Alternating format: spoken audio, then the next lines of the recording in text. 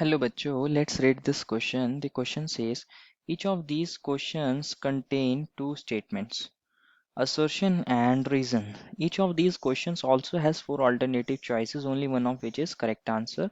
You have to select one of the codes A, B, C and D given below. A is assertion is correct, reason is correct, reason is correct explanation for assertion. B is assertion is correct, reason is not correct explanation for assertion.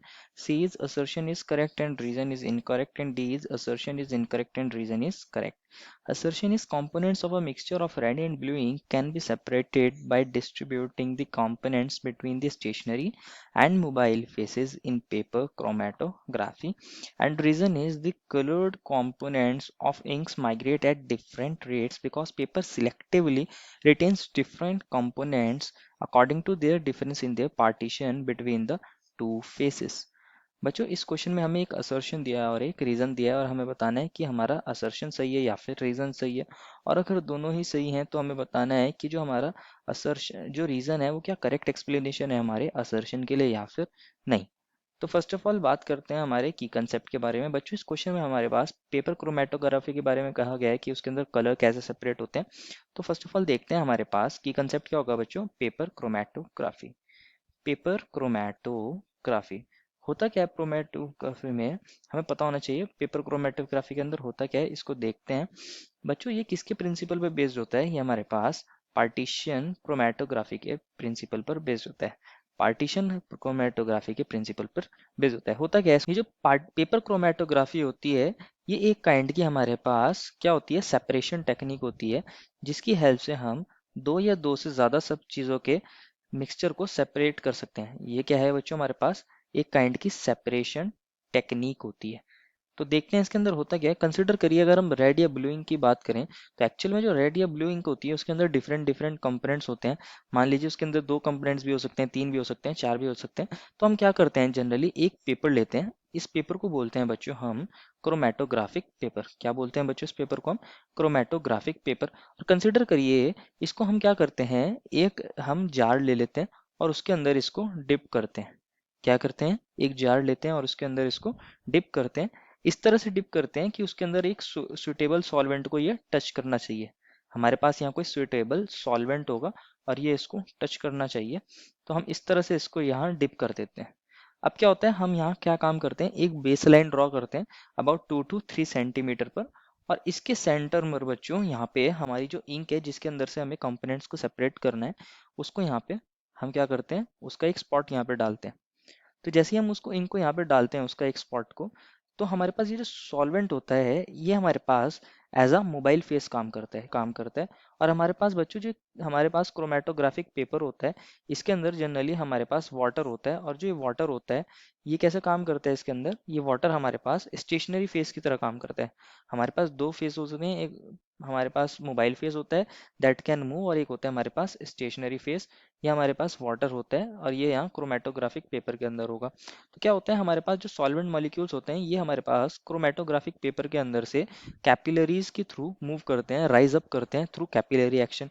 जैसे ये rise up करेंगे बच्चों, तो ये हमारे पास जो ये ink है इस इंक के अंदर से बच्चों ये डिफरेंट डिफरेंट कंपोनेंट्स को अपने साथ राइज करते हुए लेते चलते हैं।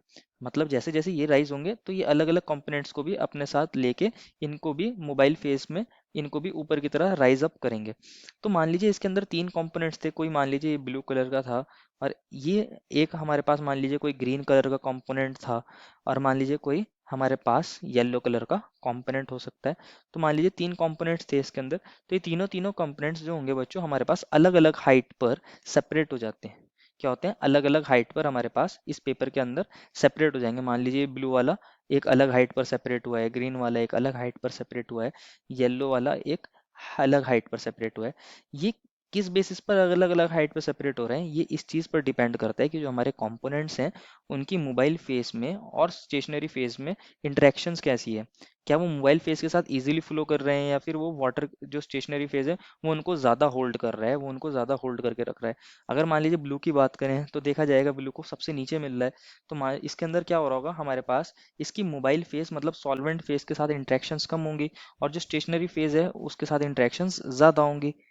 और इस चीज पर भी डिपेंड करता है कि इनका स्पीड क्या है, इनका रेट क्या है, कि किस रेट से ये बच्चों अलग अलग सेपरेट हो रहे हैं।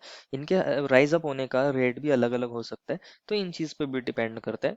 तो जो बच्चों हमें कहा गया था कि components of a mixture of red and blue ink can be separated into different component between stationary and mobile phase in paper chromatography, बच्चों ये असर्शन बिल्कुल सही है कि हम पेपर क्रोमेटोग्राफी की हेल्प से रेड या ब्लू इंक के जितने भी कंपोनेंट्स होते हैं उनको सेपरेट कर सकते हैं by stationary and mobile phase, की उनकी इंटरेक्शन स्टेशनरी फेस के साथ कैसी है और मोबाइल फेस के साथ कैसी है। अगर मोबाइल फेस के साथ ज़्यादा होगी तो वो ज़्यादा देर से हमारे पास हमारे पेपर पर अपने कंपोनेंट को सेपरेट करेंगे, ज़्यादा हाइट पर वो कंपोनेंट देखने को मिलेगा। और अगर हमारे पास वाटर ले लें जैसे स्टेशनरी फेस के साथ उनकी इंटरेक्शन ज़्यादा होगी तो वो कम हाइट पर मिल जाएंगे। तो असर्शन हमारा बिल्कुल करेक्ट है। और रीजन बोला गया है the coloured components of ink migrate at different rate because paper selectively retains different components according to difference in their partition between the two phases। बोला गया है कि जो हमारे पास जो इंक के कंपोनेंट्स होते हैं वो अलग अलग रेट पर माइग्रेट करते हैं। ये बात बिल्कुल सही है बच्चों, क्योंकि हर हमारे पास कंपोनेंट का एक अलग माइग्रेशन रेट होता है कि वो किस रेट से माइग्रेट कर रहा है, किस रेट से राइज अप हो रहा है। तो ये बात बिल्कुल सही है। और ये हमारे पास अलग अलग रेट से वो पेपर पर रिटेन हो जाते हैं, सिलेक्टिवली रिटेन होते हैं और सेपरेट आउट हो जाते हैं depending upon their difference in partition between the two faces, कि उनका मोबाइल फेस के साथ कैसा हमारे पास इंटरेक्शन है और स्टेशनरी फेस के साथ कैसा इंटरेक्शन है। तो इस टिप से उनका पार्टीशन इजीली हो जाता है। तो रीजन बिल्कुल करेक्ट एक्सप्लेनेशन भी है असर्शन के लिए और करेक्ट भी है। Therefore final answer is option number A. I hope you understood it well and best of luck.